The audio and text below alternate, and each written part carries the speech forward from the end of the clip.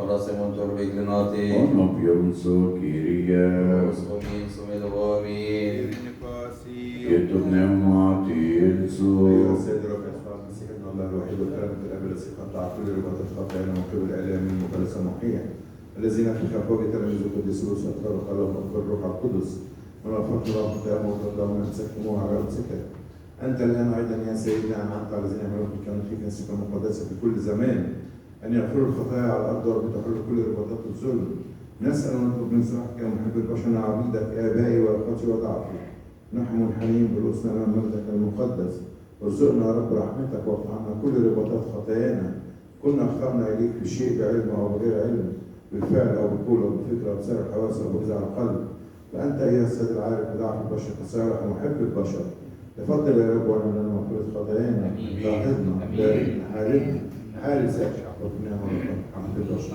كرياليسون كرياليسون كرياليسون من الليلويا تكسبريك يوكي أجبن ماتي كنكاين كيستوسيو نسكونيون آمين تنوشتي بولي بوينوشتي آمين شويتي سوبر خريستوس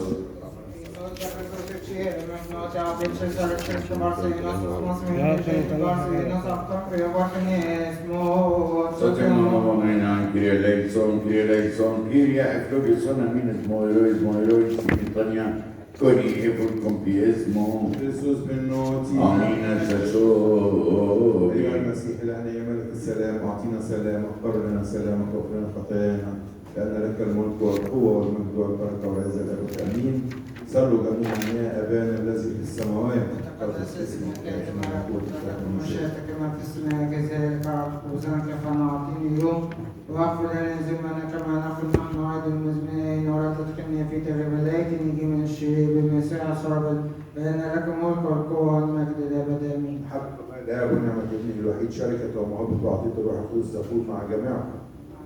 نمضوا بالسلام. نمضي يلا يا ابني انتوا.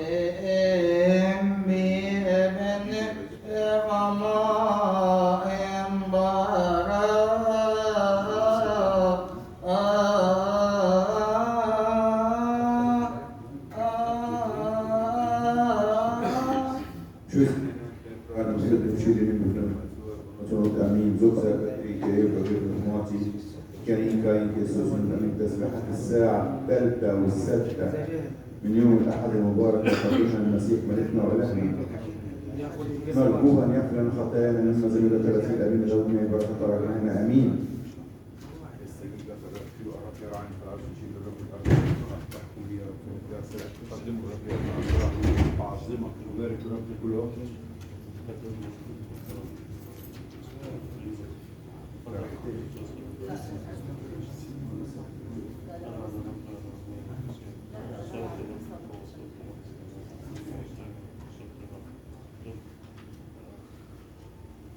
ونحن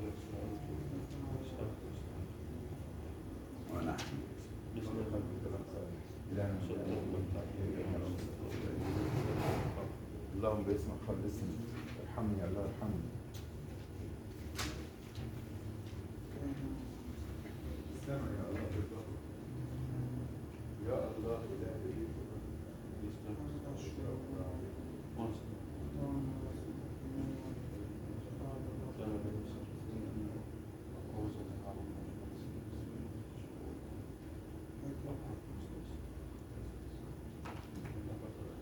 رضيت يا رب عن رسول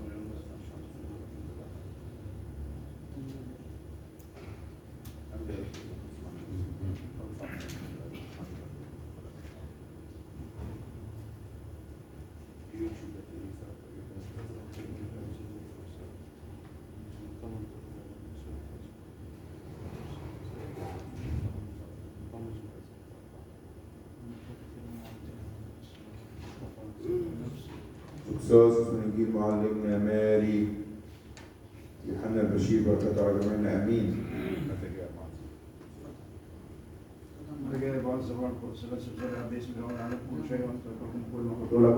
سلام يعطيكم سلام أعطيكم ليس كما تلعن أعطيكم لا تتركوا لكم وترسع سمعتم أن قلت لكم أن يوم تقصون كتابكم لكم فقلنا لكم تفرحون لا من أمر الآب لأن أعظم مني قد قلت لكم الآن قبل أن يكون حتى متى كنتم تؤمنون لست أكلم بكلام كثير بعد أنه ليس على الآب ليس له في شيء لكن لكي يعلم العالم أحب هذا كما صنعنا كذا أفعكم من طالب المنى أنا وكم حقائق التنظر وصحيح لا تمسمر الكرامة ما تمسمر المقيم لا تمسمر الأفضل وأنتم من قبل أن كلام الكلام الذي كتبتكم به يسوع في وانا فيكم. مجد الله دائما ابننا من نسجد لك أيها المسيح مع أبيك الصالح الروح القدس. روحك القدوس يا رب الذي أرسلته على تلاميذك القديسين ورسلك المقربين وقت الساعة الثالثة هذا لا تنزع منا يا صالح لكن جدد في أعشائنا قلبا نقينا في يا الله روحا مستقيما جدد في أعشائي لا تبرحني من قدام وجهك وروحك القدوس لا تنزعه مني. ثبت بك أيك عجبنا الماضي. أيها الرب الذي أرسلت روح قدسك على تلاميذك القديسين ورسلك المقربين وقت الساعة الثالثة هذا لا تنزع منا يا صالح لكن تجدد في أعشائنا يا ربنا يسوع مسيحنا الله الكلمة روحا مستقيما ومحيرا بنور الروح القداسة والعدالة والسلطة يا القادر على كل شيء لأنك أنت وضيع أنفسنا يا من دي لكل إنسان آتي العالم وارحمنا. Eni che arin che sosionos tonionum. Amin. يا والدة الإله أنت هي الكرمة الحامل عن طول الحياة نسألك تمتلأ نعمة مع رسلنا أجل خلاص نفوسنا. مبارك الرب إلهنا مبارك الرب يوم في يوم يهيئ طريق لأنه إله خلاصنا. Eni che arin che sosionos tonionum. Amin. أيها الملك السماء المعزي روح الحق الحاضر في كل مكان والملئ لكل الصالحات ومعطي الحياة هلما تفضل واحلفنا وطهرنا من كل انسان صالح وخلص نفوسنا كما كنت مع تلاميذك ايها المخلص واعطيكم السلام هلما ايضا كن معنا ونحن سلامك وخلصنا ونجي نفوسنا. إذا ما وقفنا في هيكلك المقدس نصرك القيام في السماوات الإلهية باب السماء افتح لنا باب الرحمة.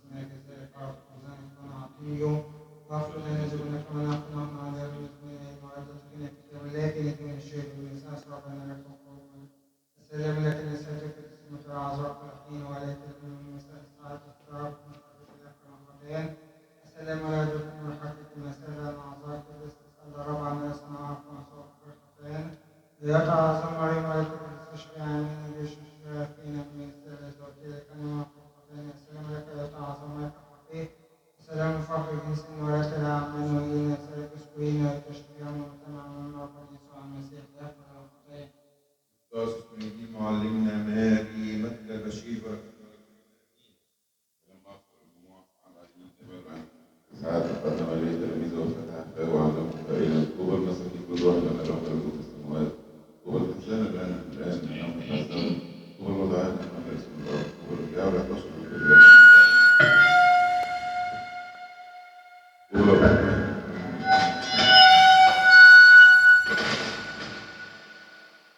ولا انتهاء القلب لأنهم عايزون من الرطوبة سميع السلام لأنهم شعبوا لأنهم الرطوبة المطلوبين من أجل كل لأن لم تلقوا في السماوات وغلقوا استقراركم معايركم وقالوا فيكم من أجل كل كتاب الكاذبين إكراه تهلل لأن الرب عظيم في السماوات إنهم هكذا قالوا الأنبياء الذين كانوا قبلكم أنتم ملك الأرض إذا كسرت ملك الناس الملك لا يصرف بعد شيء إلا أن يطرح خارجا وتدوس الناس أنتم نور العالم لا يمكن أن تدخل مدينة على جبل ولا يدخلون سراجا ويدعون تحت الاحتياج ولا يدعون على المنارة فيقول كل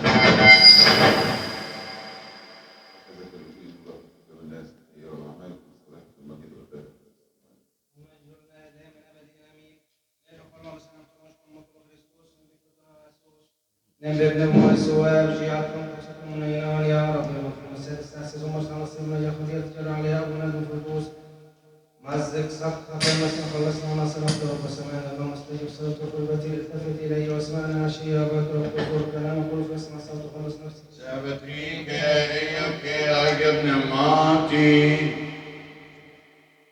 يسوع كثيرا لازم مرتار الصليب السادسة وفكك الخطير والحشرة حيث ميت موته الذي هو الإنسان الذي خلقته بيديك الذي مات بالخطية كلا وجعنا بآلامك المشفية محيا وتسامح ثم انتباه تذوقنا وتجتمع الحرية والشهوات العالمية التي فرحنا بسميع كرافتين ليس لنا دالة ولا حق ولا معذرة من أجل كثرة خطايانا فنحن بك نتوسل إلى الذي ولد منك وإلى العذراء لأن كثيرة شفاعتك قوية مقبولة عنه وخلصنا كروم الطائرة لا تفقد الفضاء من شفاعتك أنت الذي ولدتي لأنه رحيم وقادر على خلاصنا لأنه تعلم من أجلنا لتنقذنا فاكتبنا رفعتك سريعا لأننا قد تمسكنا جدا عنا يا اللهم وخلصنا من أجل مجد اسمك يا رب نجنا واغفر لنا خطايانا من أجل اسمك القدوس آمين سمعت خلاص انتصرت كل أيام المسيح إلهنا عندما بسطت يديك الطرتين على أرض الصليب الذي كل الأمم تصرخ قائلا مجد لك يا رب سبتريك يوكي عجبنا ماتي نذكر لشخص غيرك فسأل طالبين مغفرة خطايانا المسيح إلهنا من المشيئة سر تنقص على الصليب لتنجي الذين خلقتهم ونملك العدو نصرخ إليك ونشكرك لأنك منت كل فرحا أيها المخلص لما هديت في العالم يا رب المجد لك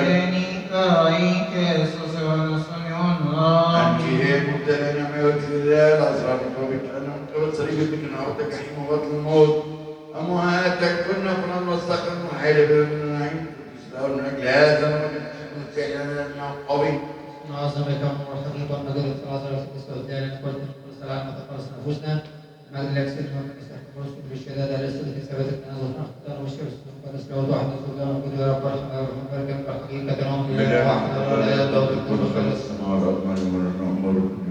يسوع المسيح المولى الوحيد المولود من الآب قبل كل ظهور ونور لا حق ولا حق ولا غير مخلوق مساوي لا تقبل الذي به كان كل شيء هذا الذي من أجل نحن بشر ونخلصنا إلى السماوات ويستر مراقبكم من العذراء أن نصبر عن الأرض والصدق إلى الأخرى وكم بالأموات بلا مستثمر الكتب قال السماوات وكلسان النبي وأيضا يأتي من الذين أحيا والأموات الذين يرسلون في قضاء نحن بروح القدس فرب الحمد لا نسجد على ولدنا الله في الأنبياء في واحد مقدس كما رسولية أتى المعودية واحد المقدس منتظر قيامة الأموات وهذا الضلالات آمين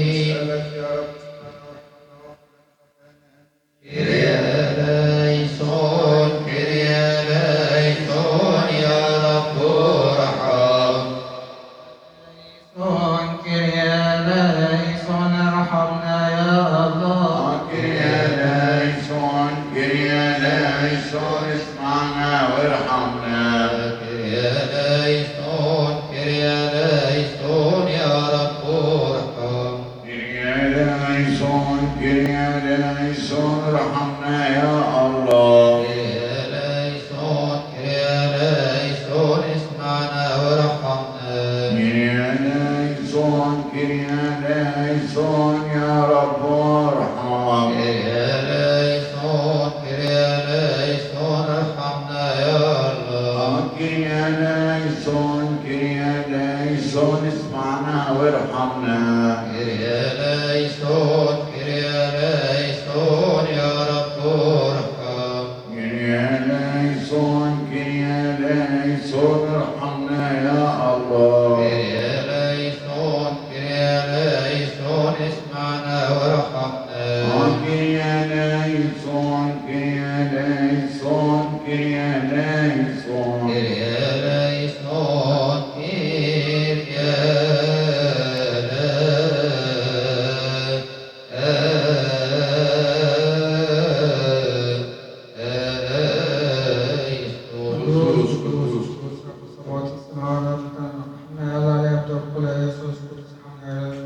اللي هو فرص معنا صراط ونصرنا الله يتبعنا ولا يفعلنا كيف يا رب القدس لا يزرع رحمة ورسمة لنا في السماوات والسماوات وقوتك ومشتتنا في اسمه لذلك أردت كل سنة فنعطيني يوم وقل ينزلنا منام فنعرفت يجب نشير بالمسيح أصحابنا الملك والقوة والمجد إلى اليمين مجدا وإكراما ومجدا الثالث القدوس الآب والابن والروح القدس سلاما وبنيانا للكنيسة الله الواحد الوحيد المقدس الجامع الرسولية آمين. اذكر يا رب الذين قدموا لك هذه القرابين والذين قدمت عنهم والذين قدمت بواسطتهم أعطيهم كلهم الأجر السمائي.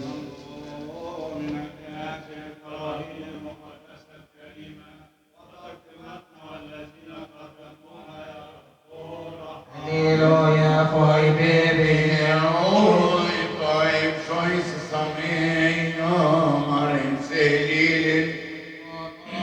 Modern faith, I'm choice again, amen.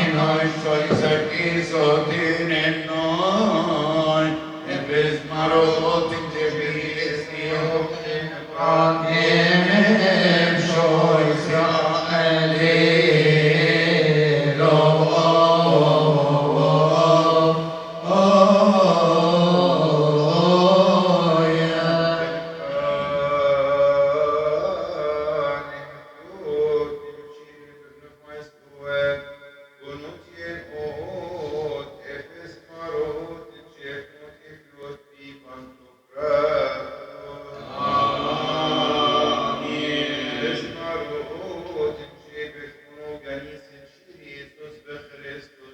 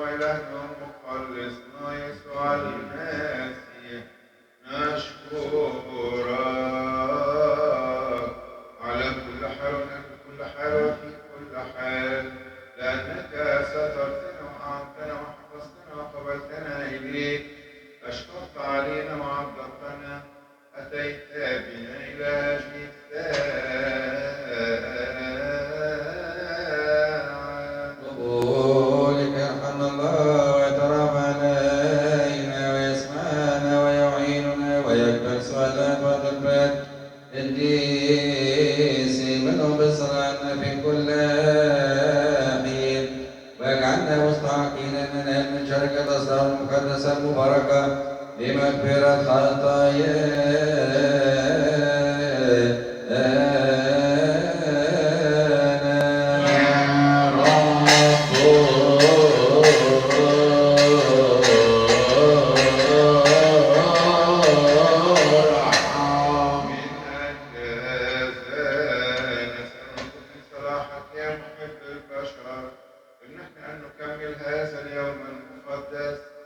وكل أيام حياتنا بكل سلام مع مخافتك كل حسد وكل كذب وكل فعل الشيطان وأمارات الناس الأشرار وقيام الأعداء الخفيين والظاهرين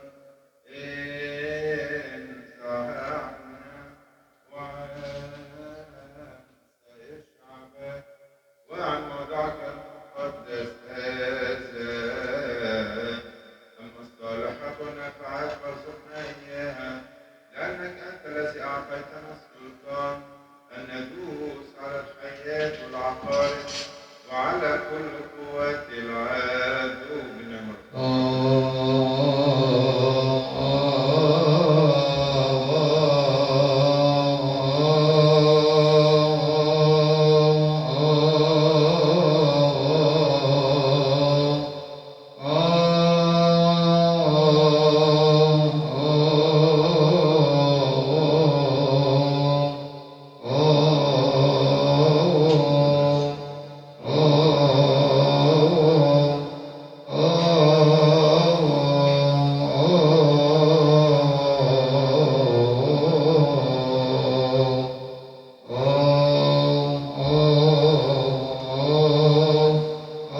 نبيدك يا رب قدام هذا اليوم أن الحمص والسنام والجلوس وكل الشعب وضع يكون محلين في مصدر القدوس الآب والابن والروح القدس هم الكنيسة الواحدة الوحيدة المقدسة الجامعة الرسول فارس 12 رسولا ثم لنقص الرسول الله والشهيد والبطل الثالوث والقدوس والقديس الثالث والرسول القدس والقدس إن شاء الله رئيس الكهنة القديس يوحنا الذهبي والثالث ومن أفواه 13 من المجتمعين في بيتنا ومن 50 في فمريم كانت تقرأ المعظمة الأولى والمستوى ثم حقرت الأمم ومن اسم القدوس الذي يراه المستقيمين.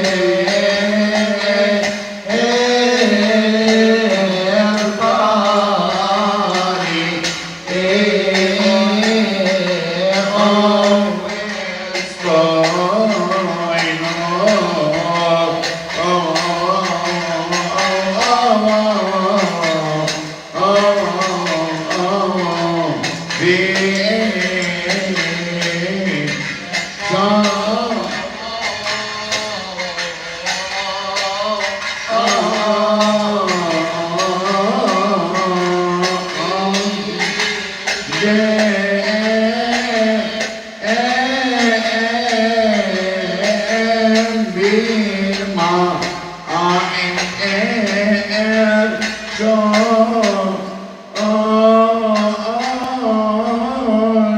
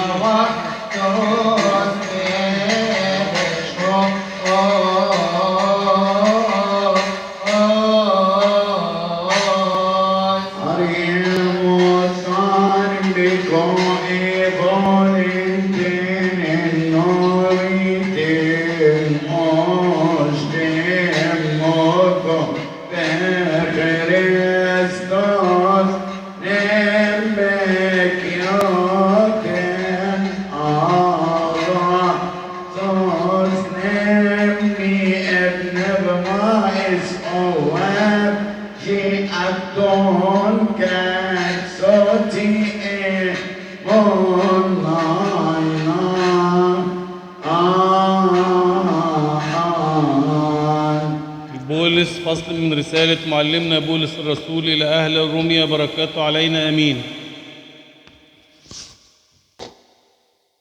إذن ما هو فضل اليهودي أو ما هي منفعة الختان؟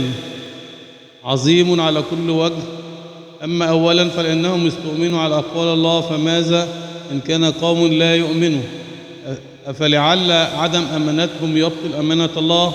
حاشا، ليكن الله صديقا وكل إنسان كاذبا، كما هو مكتوب: لكي تتبر في كلامك وتغلب متى حكمت. ولكن إن كان ظلمنا يثبت بر الله، فماذا نقول؟ ألعل الله الذي يجلب الغضب ظالم؟ قلت هذا بحسب الإنسان. حاشا، فكيف يدين الله العالم؟ فإنه إن كان صدق الله قد أزداد الكذب لمجده، فلماذا أدان أنا بعد الخطأ؟ وليس كما يفترى علينا وكما يزعم قوم إننا نقول لنفعل السيئات لتأتينا الخيرات، أولئك الذين دينونتهم عادلة. فماذا لنا إذن؟ أنحن أفضل؟ كلا البتة، لأننا قد سبقنا وشكونا أن اليهود واليونانيين أجمعين تحت الخطية، كما هو مكتوب: إنه ليس بار ولا واحد، ليس من يفهم، ليس من يطلب الله، الجميع زاغوا وفسدوا معا، ليس من يعمل صلاحا، ليس ولا واحد. حنجرتهم قبر مفتوح، قد مكروا بلسانهم، ثم الأفاعي تحت شفاههم. هؤلاء الذين أفواههم مملوءة لعنة ومرارة، أرجلهم سريعة إلى سفك الدم، بطرقهم الانكسار والشقاوة، وطريق السلام لم يعرفوه. ليس خوف الله أمام عيونهم، ونحن نعلم أن كل ما يقوله الناموس وهو يكلم به الذين في الناموس، لكي يستد فم كل واحد ويصير كل العالم تحت حكم الله، لأنه من أعمال الناموس كل ذي جسد لا يتبرر أمام الله، لأن بالناموس معرفة الخطية، وأما الآن فقد ظهر بر الله بدون الناموس، مشهودا له من قبل الناموس والأنبياء، وبر الله الذي بالإيمان بيسوع المسيح في جميع الذين يؤمنون، لأنه لا يوجد فرق، إذ الجميع أخطأوا وعزهم مجد الله، متبررين مجانا بنعمته بالخلاص الذي بالمسيح يسوع، الذي سبق الله ووضعه كفارة بالإيمان بدمه لإظهار بره من أجل مغفرة الخطايا السالفة بإمهال الله، لكي يظهر بره في هذا الزمان الحاضر، ليكون بارا ويبرر من هو من الإيمان بيسوع المسيح. فأين الافتخار إذن؟ قد بطل بأي ناموس؟ أبو ناموس الأعمال؟ كلا، بل بناموس الإيمان. إذ نحسب أن الإنسان يتبرر بالإيمان بدون أعمال الناموس. أما الله لليهود فقط وليس للأمم أيضا، بلى للأمم أيضا. فإذا إن كان الله واحدا وهو الذي سيبرر الختان بالإيمان والغرلة بالإيمان، فنبطل الناموس بالإيمان؟ حاشا، بل نثبت الناموس. نعمة الله الآب فلتحل على روحنا يا أبائي وأخواتي آمين.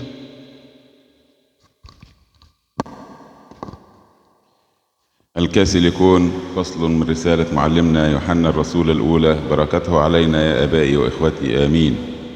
الذي كان من البدء، الذي سمعناه، الذي رأيناه بعيوننا، الذي شاهدناه ولمسته أيدينا، من جهة كلمة الحياة، فإن الحياة أظهرت، وقد رأينا ونشهد ونعلمكم بالحياة الأبدية التي كانت عند الآب، وأظهرت لنا الذي رأيناه وسمعناه نبشركم به، لكي يكون لكم أيضا شركة معنا. وأما شركتنا نحن فهي مع الآب وابنه يسوع المسيح، وهذا ما نكتبه إليكم لكي يكون فرحكم كاملا. وهذا هو الوعد الذي سمعناه منه ونبشركم به، إن الله نورا وليس فيه ظلمة البتة. فإن قلنا أن لنا شركة معه ونسلك في الظلمة نكذب ولسنا نعمل الحق. ولكن إن سلكنا في النور كما هو ساكن في النور، فلنا شركة بعضنا مع بعض، ودم يسوع المسيح ابنه يطهرنا من كل خطية. إن قلنا أنه ليس لنا خطية نضل أنفسنا وحدنا وليس الحق فينا. إن اعترفنا بخطايانا فهو أمين وعادل حتى يغفر لنا خطايانا ويطهرنا من كل إثم. وإن قلنا أننا لم نخطئ فنجعله كاذبا وكلمته ليست فينا. يا أولادي، أكتب إليكم هذا لكي لا تخطئوا، وإن أخطأ أحدا فلنا شفيع عند الآب، يسوع المسيح البار، وهو كفارة لخطايانا، ليس لخطايانا فقط بل لخطايا كل العالم. وبهذا نعلم أننا قد عرفناه إن حفظنا وصاياه. من يقل أني قد عرفته وهو لا يحفظ وصاياه فهو كاذب وليس الحق فيه. وأما من يحفظ كلمته فحقا في هذا قد كملت محبة الله. بهذا نعلم أننا ثابتون فيه. من يقول أني ثابت فيه ينبغي أنه كما سلك ذاك هكذا يسلك هو أيضا. لا تحب العالم ولا الأشياء التي في العالم، لأن العالم يمضي وشهوته معه، وأما من يعمل مشيئة الله فإنه يثبت إلى الأبد. آمين.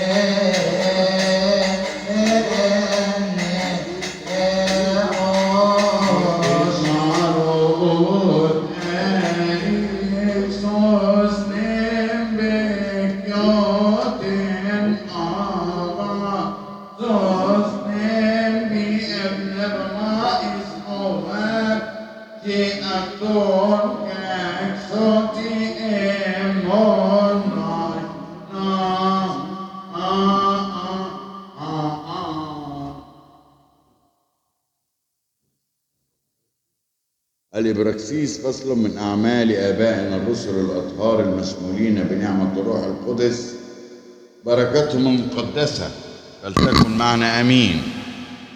ولما كملت له مدة 40 سنة خطر على باله أن يفتقد إخوته بني إسرائيل، وإذ رأى واحدا مظلوما فتحنن عليه وانتقم للمغلوب، إذ قتل المصري وكان يظن أن إخوته يفهمون أن الله على يده يعطيهم خلاصا، وأما هم فلم يفهموا. وفي الغد ظهر الآخرين وهم يتخاصمون فوفقهم للصلح قائلا: أنتم رجال إخوة لماذا تظلمون بعضكم بعضا؟ فجحد الظالم لصاحبه قائلا: من أقامك رئيسا أو قاضيا علينا؟ أتريد أن تقتلني أنت كما قتلت أمس المصري؟ فهرب موسى بسبب هذه الكلمة وصار غريبا في أرض مديان، حيث ولد هناك ابنين. ولما كملت 40 سنة ظهر له ملاكا في برية طور سيناء في لهيب نار على عليقة، فلما رأى موسى الرؤيا تعجب، وفيما هو يتقدم ليتأمل صار صوت الرب قائلا: أنا هو إله آبائك، إله إبراهيم، إله إسحاق، وإله يعقوب. فارتعد موسى ولم يجسر أن يتأمل، فقال له الرب: اخلع نعل رجليك، لأن الموضع الذي أنت واقف عليه هو أرض مقدسة. قد رأيت عينا مشقة الشعب الذي في مصر، وسمعت أنينهم، ونزلت لتخلصهم، فهلم الآن لأرسلك إلى مصر. لم تزل كلمة الرب تنمو وتعتز وتكثر وتثبت في بيعة الله المقدسة. آمين.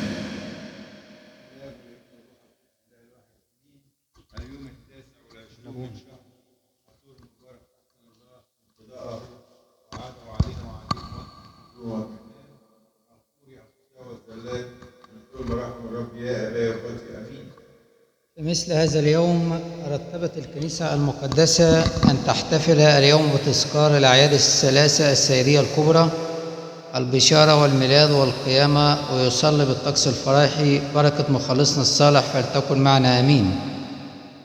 وفي مثل هذا اليوم من سنة 28 للشهداء 312 ميلادية استشهد القديس البابا بطرس خاتم الشهداء. ولد من أبوين شبه بزكريا وأليصابات لكونهما لم يرزقا نسلا، وكان سالكين حسب وصايا الرب وأحكامه، فأنجب ابنهما بطرس بعد صلوات حارة. ولما بلغ 12 من عمره رسم شماسا، وعندما بلغ 16 رسم قسا. وقد اشتهر القس بطرس بتعمقه في العلوم اللاهوتية والمدنية، مما أهله أن يعين مديرا لمدرسة الإسكندرية اللاهوتية، وينال لقب المعلم البارع في الدين المسيحي. وكان القديس بطرس ذا إيمان حار وغيرة شديدة، فوهبه الله نعمة إجراء الشفاء وإخراج الشياطين، فأثر في نفوس الشعب الإسكندري وأحبه. ولما دنت نياحة البابا سؤونة التف حوله بعض أبنائه باكين قائلين: هل تتركنا يتامى يا أبانا؟ فأشار بيده إلى القديس بطرس وقال: هذا أبوكم الذي يرعاكم بعدي. وبعد نياحة البابا سؤونة تمت صيامة القديس بطرس باسم البابا بطرس السابع عشر يوم أول أمشير سنة 18 للشهداء 302 ميلادية. فطاف جميع بلاد مصر مثبتا المؤمنين وردا الضالين وواضعا القوانين. وفي أيامه قام أريوس المخالف وبدأ ينشر بدعته، فنصحه البابا بطرس أن يعدل عن رأيه، فرفض، فحرمه ومنعه من شركة الكنيسة. سمع الملك ماكسيمانوس شريك دقلديانوس في الحكم أن القديس بطرس يعلم شعبه في كل مكان بالثبات على الإيمان المسيحي وعدم عبادة الأوثان، فحضر إلى مصر. وبعدما فتك بالشعب ودمر بلادهم وكنائسهم وقتل منهم أعدادا كبيرة، عاد إلى الإسكندرية وقبض على البابا بطرس وأودعه في السجن آمرا بقتله. فاجتمع الشعب على باب السجن يريدون إنقاذ راعيهم الذي أحبوه بالقوة، فأجل القائد تنفيذ أمر القتل خوفا من الشعب. ولما علم أريوس أن القديس سيمضي إلى الرب استغاث بالكهنة لكي يطلبوا إلى البابا أن يحله، فأزاد القديس في حرمه قائلا أن السيد المسيح ظهر لي في رؤيا وعليه ثوب ممزق، فسألته: من شق ثوبك يا سيدي؟ فأجاب أريوس: هو الذي شق ثوبي فلا تقبله. واستدعى القديس بطرس قائد الجند سرا وأشار عليه أن ينقب حائط السجن من الجهة الخالية من الشعب ويأخذه للقتل، فانذهل القائد من شهامة القديس وفعل كما أمره وأخرجه من السجن سرا وأتى به إلى مكان بقرب رفات ماري مرقس الرسول، وهناك جثى القديس على ركبتيه وصلى إلى الله قائلا: ليكن بدمي انتهاء عبادة الأوثان وختام سفك دماء المسيحيين. فأتى صوت من السماء قائلا: آمين. ولما تم صلاته تقدم السياف وقطع رأسه المقدس ونال إكليل الشهادة. ولما علم المؤمنون باستشهاد بطريركهم أتوا وأخذوا الجسد الطاهر وألبسوه ثياب الكهنوت وأجلسوه على كرسي ماري مرقس الذي لم يجلس عليه في حياته، لأنه كان يرى قوة الرب عليه. ثم صلوا عليه ودفنوه بإكرام جزيل. بارك الصلوات فلتكن معنا آمين. وفي أيضا من سنة 100 ميلادية استشهد البابا إكليماندوس أسقف روما. ولد هذا القديس بمدينة روما في النصف الأول من القرن الأول الميلادي، وكان أبوه من أعضاء مجلس الأعيان، أدبه بالآداب اليونانية ونال قسطا وافرا من العلوم الأدبية. تتلمذ على يد القديس بولس الرسول ونال المعمودية، واتخذه القديس بولس معاونا له في الخدمة، وقد ذكره في رسالته إلى أهل فيليبي، وكان سبب بركة لكثيرين. وأقيم أسقفا على كرسي روما نحو عام 93 ميلادية في عهد الإمبراطور دوميتيان، ورد كثيرين من أهلها لمعرفة الإيمان بالسيد المسيح. ولما ملك الإمبراطور تراجان وسمع أن أحد أشراف مدينة روما صار أسقفا عليها وجذب كثيرين إلى الإيمان المسيحي، نفى إلى شبه جزيرة القرم وكلفوا بقطع الأحجار، وفي المنفى التقى بالآلاف من المسيحيين المنفيين معه، فكان أبا حنونا لهم، وحول المنفى إلى مركز للعبادة والكرازة، ودخل كثير من الوثنيين إلى الإيمان المسيحي. وهكذا صارت حياته مثلا لنا في تحويل المنفى إلى كرازة بالسيد المسيح، والضيق إلى مصدر للفرح. لذلك يحيا المؤمنين وسط الآلام متمتعين بتعزيات السماء.